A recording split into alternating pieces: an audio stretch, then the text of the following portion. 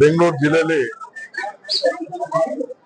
ಬಹಳ ಪ್ರಸಿದ್ಧವಾದಂತ ಸುಬ್ರಹ್ಮಣ್ಯ ಕ್ಷೇತ್ರ, ಈ ಘಾಟಿ ಸುಬ್ರಹ್ಮಣ್ಯ ಕ್ಷೇತ್ರ ಬಹಳ ಇತಿಹಾಸ ಇದೆ.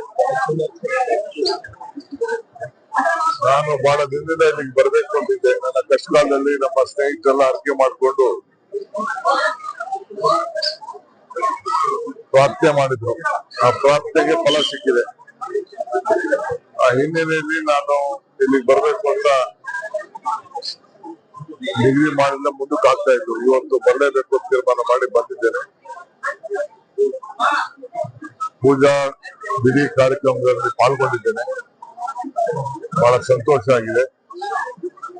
ಇದಕ್ಕೆ ನಮ್ಮ ಸರ್ಕಾರ, ನಮ್ಮ ಮುನಿಯಪ್ಪನವರು, ರಾಮಲಿಂಗಾರೆಡ್ಡಿ ಅವರೆಲ್ಲ ಈ ಕ್ಷೇತ್ರನ ಅಭಿವೃದ್ಧಿ ಮಾಡಲಿಕ್ಕೆ ಇದನ್ನ ಈಗಾಗಲೇ ನಾವೊಂದು ಅಥಾರಿಟಿ ಮಾಡಿ ಒಂದು ಹೊಸ ಯೋಜನೆಯನ್ನ ರೂಪಿಸಿದೆ.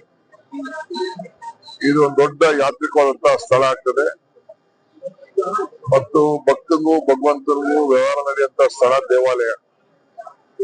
ಈ ದೇವಾಲಯದಲ್ಲಿ ಎಲ್ಲ ಕಷ್ಟಗಳ ನಿವಾರಣೆ ಆಗುವಂಥದ್ದು. ನಾನು ಕೂಡ ನಾನು ಇದನ್ನ ಸರ್ಪ ಸಂಸ್ಕಾರ ಮಾಡಿದ್ದೆ.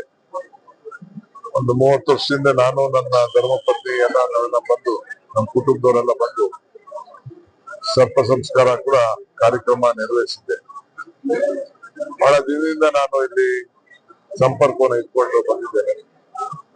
ಆ ದೃಷ್ಟಿಯಿಂದ ಬಂದಿದ್ದೇವೆ. ಸರ್ಕಾರ ಕೂಡ ಮುಂದಕ್ಕೆ ಮುನಿಯಪ್ಪನವರ ಮುಖಂಡತ್ವದಲ್ಲಿ ಈ ಭಾಗದಲ್ಲಿ ಅನೇಕ ಅಭಿವೃದ್ಧಿ ಕೆಲಸವನ್ನ ಮಾಡಲಿಕ್ಕೆ ಯೋಜನೆಯನ್ನು ರೂಪಿಸಿದ್ದೇವೆ.